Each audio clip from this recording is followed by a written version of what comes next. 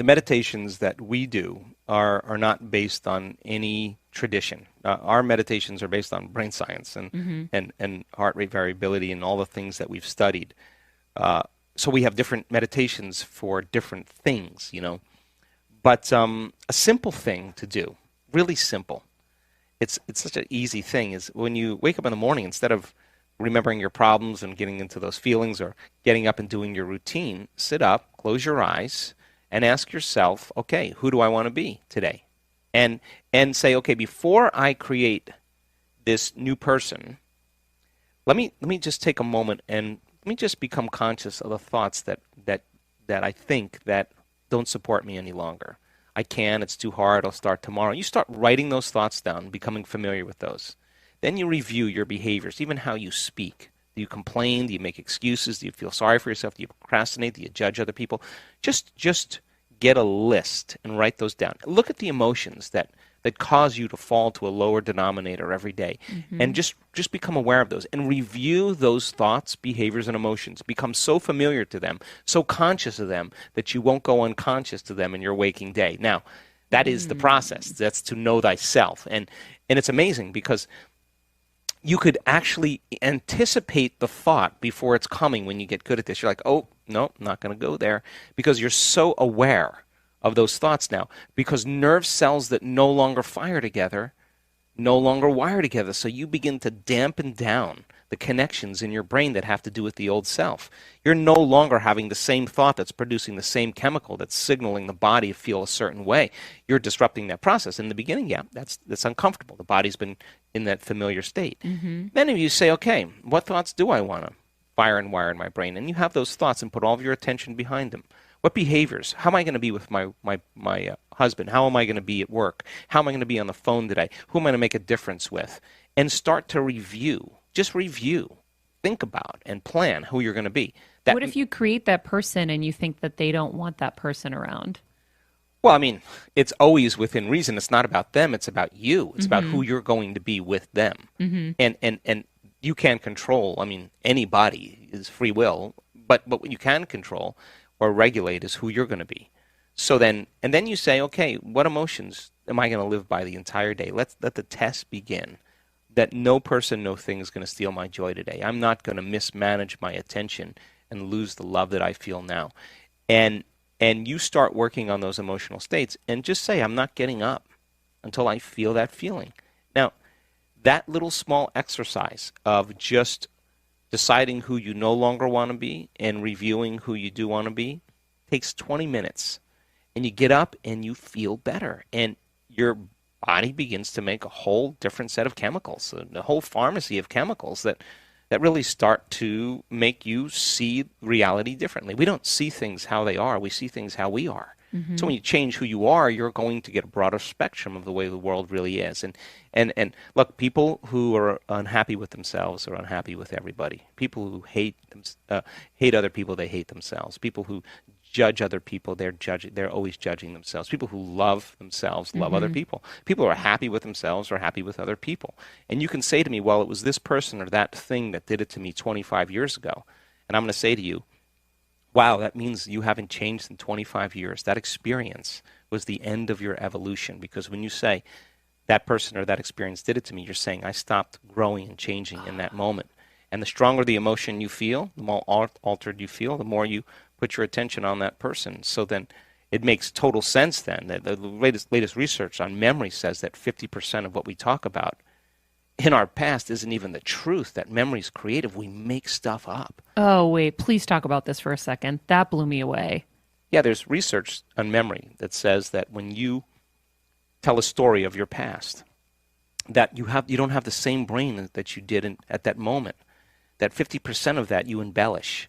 So then that means people are reliving a miserable life that they never even had, just to reaffirm the fact that they're stuck in their past. Mm-hmm. And it's all because they want to condition their body. A conditioning process just requires a symbol, a thought, a stimulus, and a feeling. And so you remember the event, you feel the emotion, you're conditioning your body more into the past. And yeah, you're right.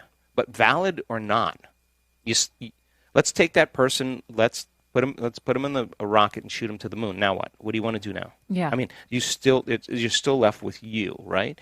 And so then what we know is that getting people out of that state, bringing them up to the present moment, when they start letting go, when they finally let go, the freedom that they feel, the joy that they feel, causes them to naturally feel these elevated emotions. So the overcoming process, that is such an important element, because most people, I just want to focus on the positive. I don't want to really, well, no. If 95% of you is an unconscious set of programs, you got to become conscious of them so you don't go unconscious during your normal day, because you'll go right back into the unconscious habit and thinking the same way, acting the same way, feeling the same way, and wondering why your life isn't changing. Mm-hmm. And that's the work.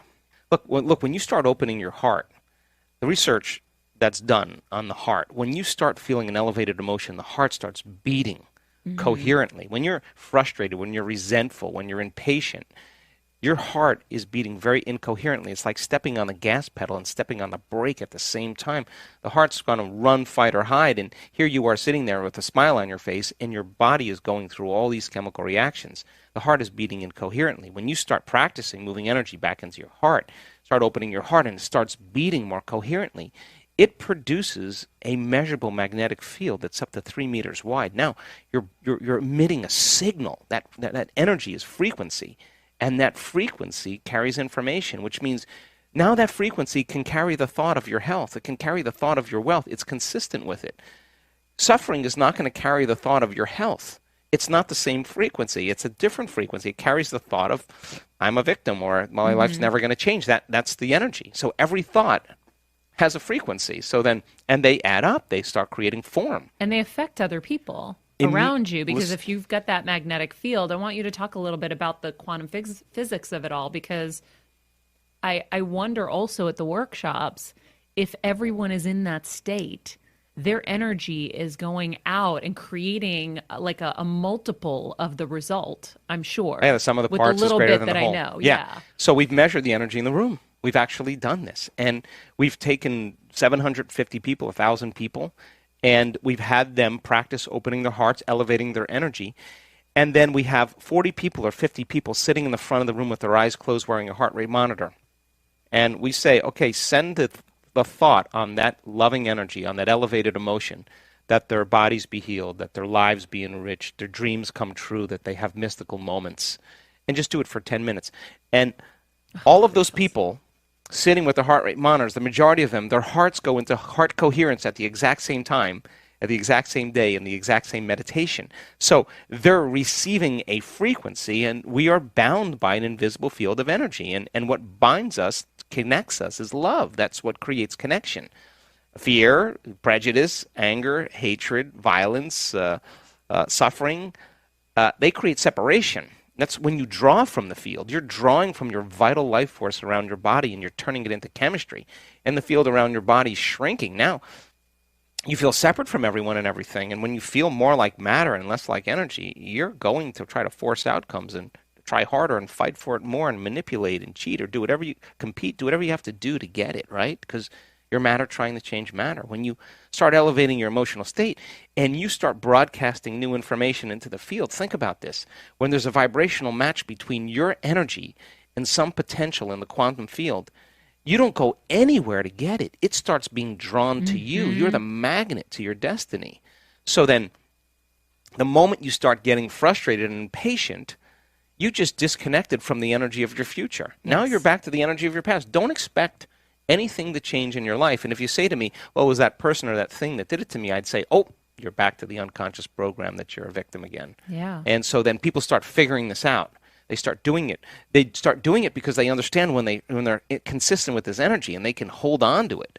That's manifesting. They don't have to go anywhere to do it. Why would they rush out of the present moment? Because the present moment's bringing it to them. And so it becomes an art. It becomes a skill. It becomes an ability. And they're able to navigate in their life in the uncertainty, in the unpredictable moment, and self-regulate in that moment. That's the key moment where it matters the most. They say, whoa, I'm feeling a little fear. They don't surrender the fear. They say, okay, I've lost it. I've got to stop, and I've got to self-regulate. And they get back into that state again. Now, to me, if you get up feeling like your future's already happened, you won't be looking for it. Yeah. You'll feel like you already have it. Why would you look for it, yeah. right?